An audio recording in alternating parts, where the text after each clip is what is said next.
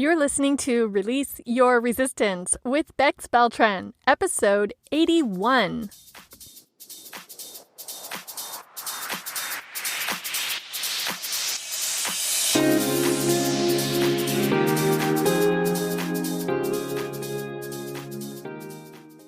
Welcome to Release Your Resistance. This is Bex.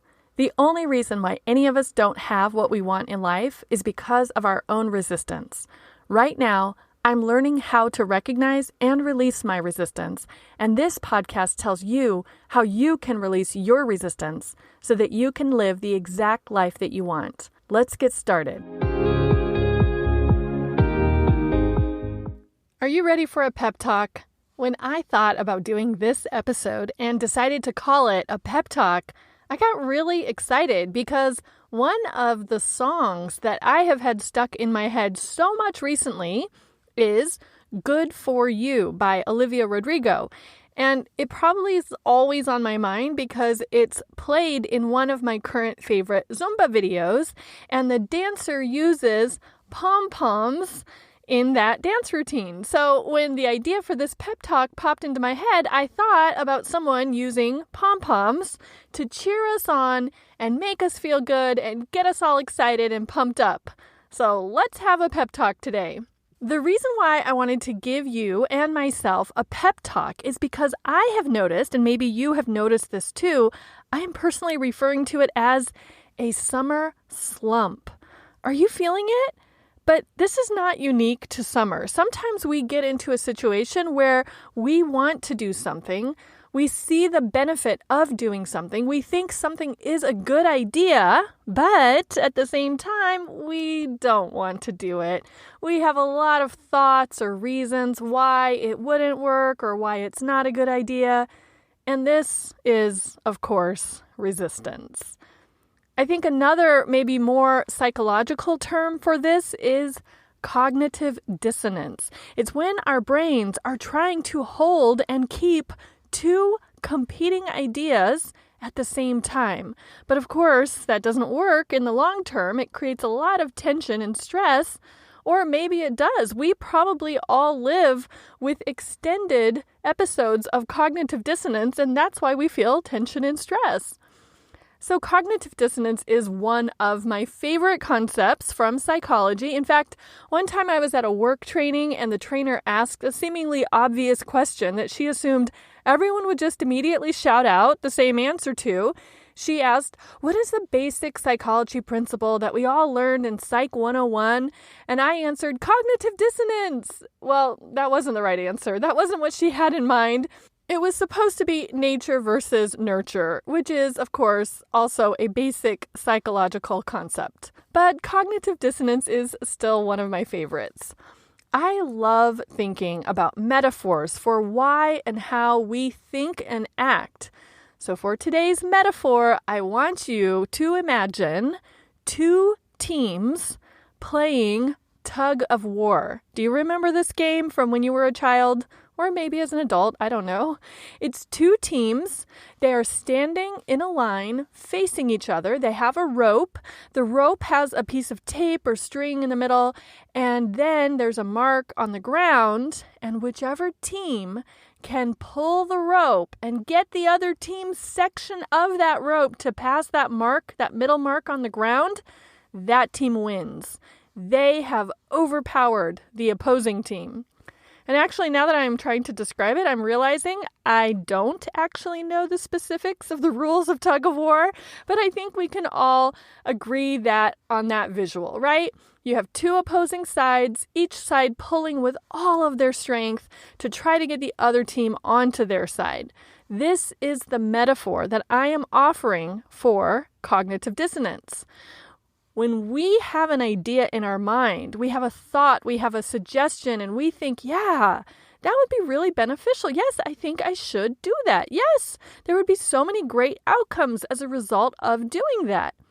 But then there is the other opposing team of thoughts and reasons that says, no, you wouldn't be able to. No, that won't work. No, you have tried that before and it didn't work. So therefore, it will never work in the future. those are all the competing, opposing thoughts and reasons that may be oftentimes stronger and pull our belief from possible to impossible. When that happens, we don't do what we wanted to do. We don't do the thing that we thought was so beneficial. So here I am offering all of us a pep talk. I am standing on the sideline of the mental tug of war, and I am giving encouragement, and I am shouting things to consider to help win this mental tug of war. This pep talk could quiet the cognitive dissonance and put it to rest. So generally, a pep talk might be generic. It might be, you can do it, go for it, you got this. Those statements might be nice to hear. They are certainly easy for me to say, but unfortunately, our brains are often able to refute those generic sentiments. You can do it. No, I can't. You've got this. No, I don't. You're going to win. I doubt it. Our brains are so good at refuting these very well-meaning, helpful, encouraging statements that we might hear from ourselves or from other people. So my pep talk today is not generic encouragement. It is actual, specific suggestions that can help you overcome those opposing thoughts and reasons on the other side of that metaphorical rope and give you the strength over those opposing thoughts. The first suggestion that I have for you is to notice when it happens. Notice when you start to feel that mental tug of war. Notice that you are experiencing cognitive dissonance and get an idea of the specific reasons that you are giving yourself and believing if you are in a mental tug of war. This means specifically and individually noticing all the players on each side of the rope. You can notice and label and define. There's one thought. Oh, there's another thought. There's a reason. There's an example. There's a belief. Specifically identify and call out and label to yourself each of the players or each of the individual team members on that tug of war rope. An example of this would be this sentence. Well, I did it last time and it didn't work. Okay, so that is a reason, one reason not to try it this time. That is some resistance.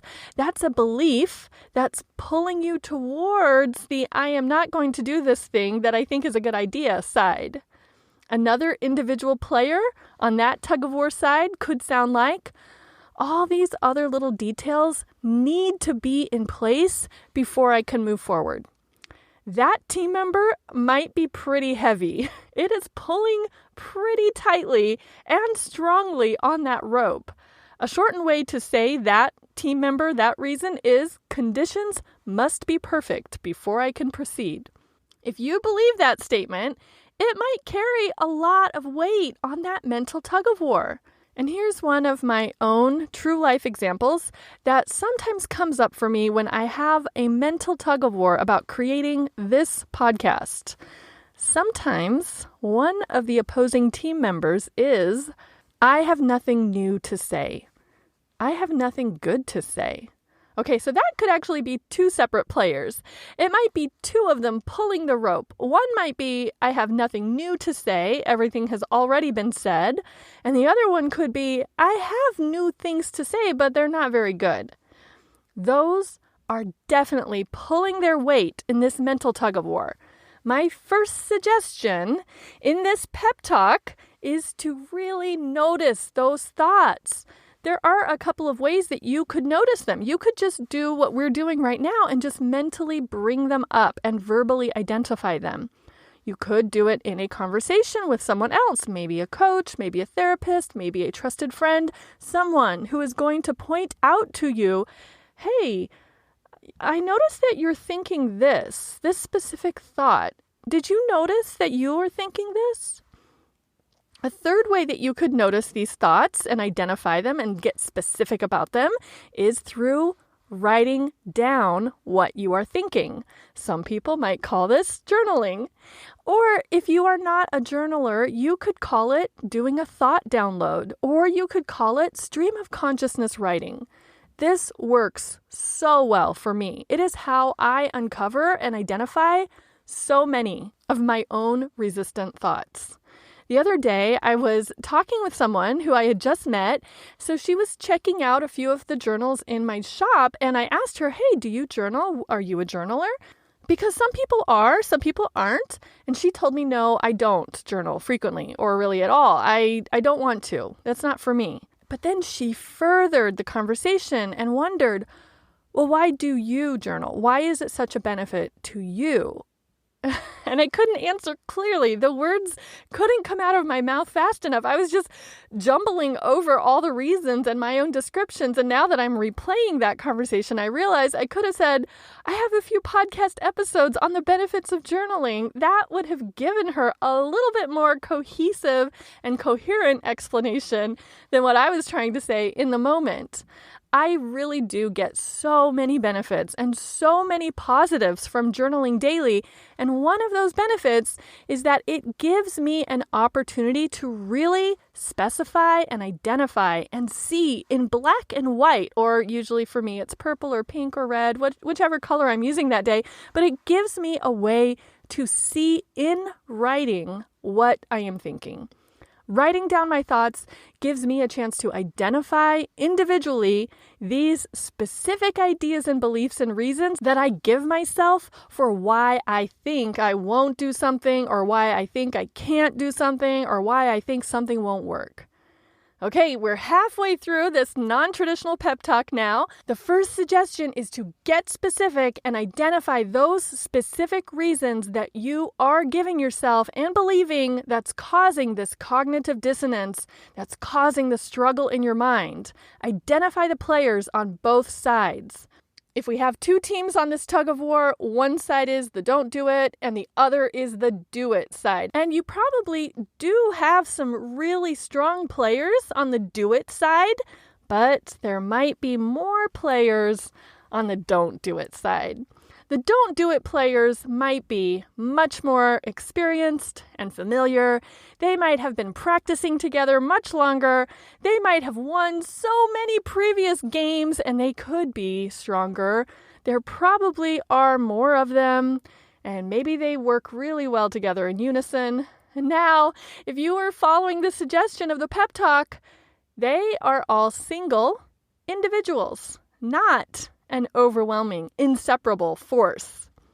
The second part of this pep talk, now that you have identified all the individual players on those two teams, the second part is for you to check for accuracy and relevance.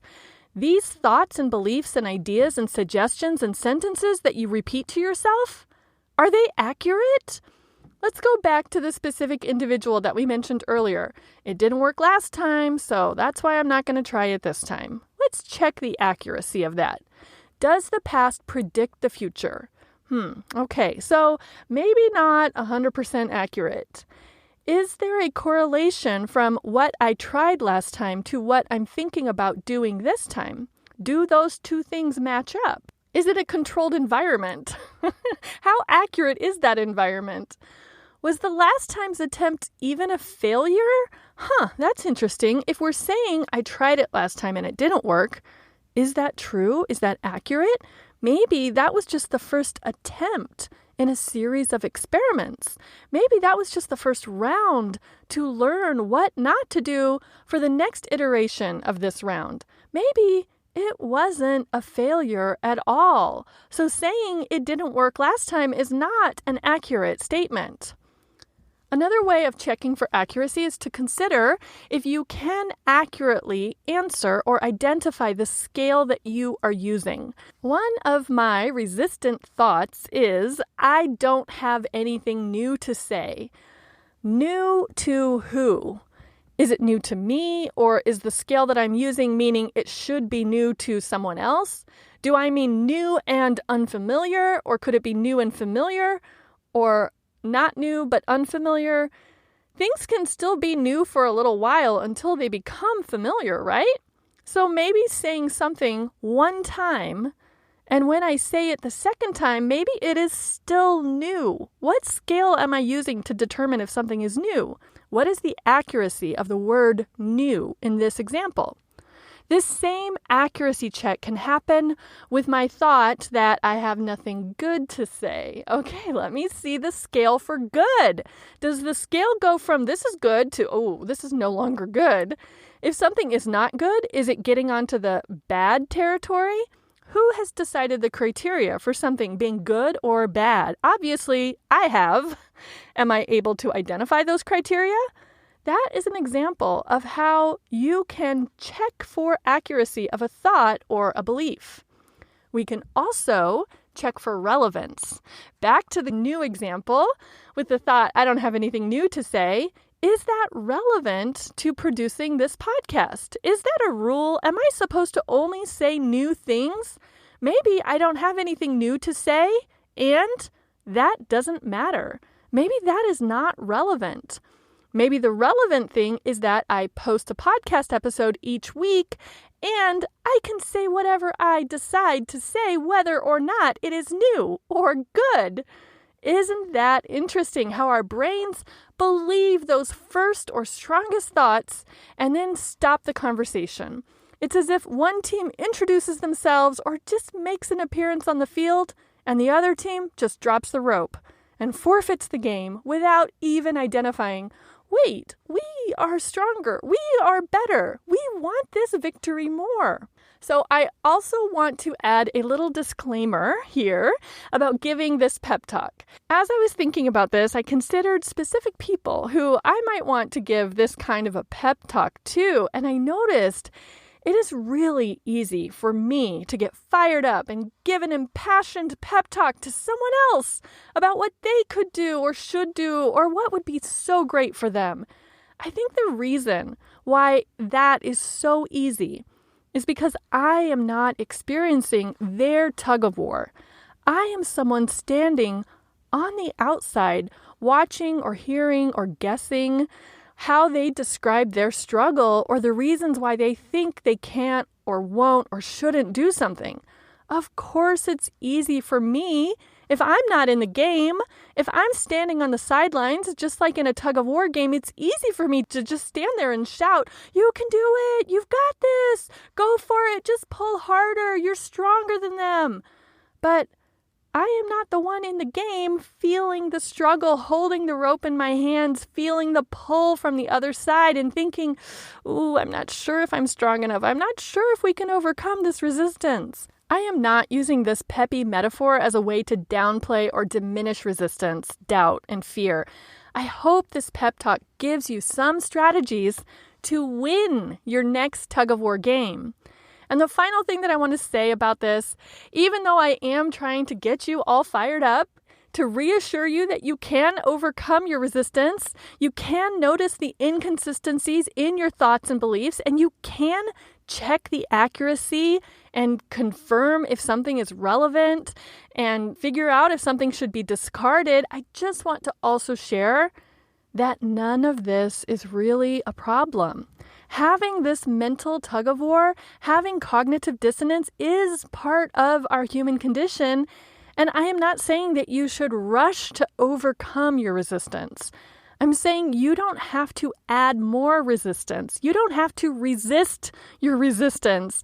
It doesn't need to be battled against or overcome. I have loved incorporating the lesson that I learned from Tosha Silver earlier this year that all delays are beneficial. If you notice yourself delaying on something that you think could be helpful or you think is a good idea, and then you beat yourself up or you blame yourself because of delaying it, if you notice, oh, this is my own resistance that's holding me back, that's terrible, why am I resisting? None of that blaming and berating is helpful, right? So I am just sharing that I don't think this is a problem unless it's something that you are noticing that you are ready to release. Unless you are thinking, okay, now I'm ready to consider my options. I'm not trying to tell you that you should be doing anything differently or that it's so easy. I'm just trying to offer, if you are noticing a struggle, and if you do feel like you're ready to experiment with releasing your resistance or dropping that struggle, here are some specific pep talk suggestions about how you could do it. And just because I do also like to be encouraging as well as educational, I believe you can do it. You have got this. You're stronger than you think. Go you! Let me know what came up for you as you listened to this pep talk. Do you prefer the specific suggestions or the general encouragement? Do you have any resistance to identifying the individual members of each side of the battle? Is there any reason why you wouldn't want to check for accuracy and relevance? Share your reactions and your questions with me through email at hi@bexb.org or in the comments in the show notes for this episode at bexb.org. That's BEXB.org/Pep Talk, PEPTALK. Thank you for listening today. I am wishing you a safe passage through the summer slump or any slump, if you're even experiencing one. I'll talk with you next week.